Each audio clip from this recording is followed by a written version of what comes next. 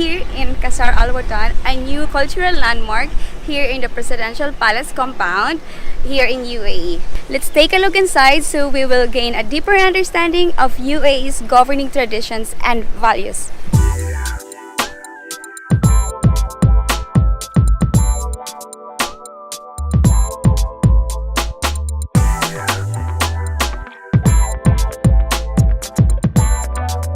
This is the Great Hall. It is the architectural heart of the palace, and its impressive size makes it the centerpiece of the building. It measures 100 by 100 meters, and it is crowned by a large dome. The symmetry of the Great Hall gives a sense of balance to the space. This harmony symbolizes the stability of the United Arab Emirates and the wisdom of its rulers. The key colors of the palace are white, blue, and yellow, reflecting the richness of the region's landscape. Marble in subtle tones of white, brown, ochre, gray, gold, and yellow was chosen to mirror the desert, sky, and sea. This is a work of art inspired by a quote from the late Sheikh Zayed bin Sultan Al Nahyan: "Wealth is not money and oil, wealth lies in people, and it is worthless if not dedicated to serve the people."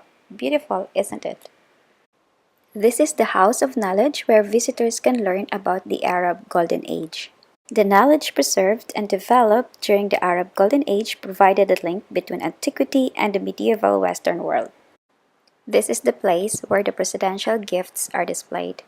A main function of the palace is to host visits by head of state. During state visits to the United Arab Emirates, the guest of honor is usually received by the president, the prime minister, or the crown prince of Abu Dhabi.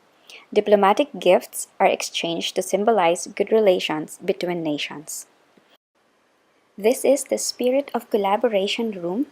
This room has been designed to host important meetings of regional, national, and international institutions of which the United Arab Emirates is a member.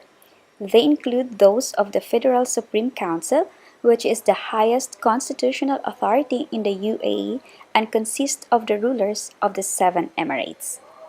The dome is lined with 23-karat gold leaf, which gives it a rich burnished sheen. The chandelier comprises 3 layers, and it's so large that it has to be assembled in this room. The impressive fixture consists of 350,000 crystals, weighs 12 tons, and hangs on a single point. The chandelier is not only remarkable to look at, but serves a practical purpose, absorbing sound in the room. The circular layout of this room was influenced by the dome above and suggests egalitarianism. Each person or head of state sitting at the round table has a voice equal to the person next to him or her. The room is also like an amphitheater, meaning that visitors in the gallery on both sides can watch the proceedings below. This is the Presidential Banquet and can host up to 300 guests. Each piece of china, crystal, and silverware features 2 patterns that are unique to the palace. The plates are made from bone china and are hand-painted.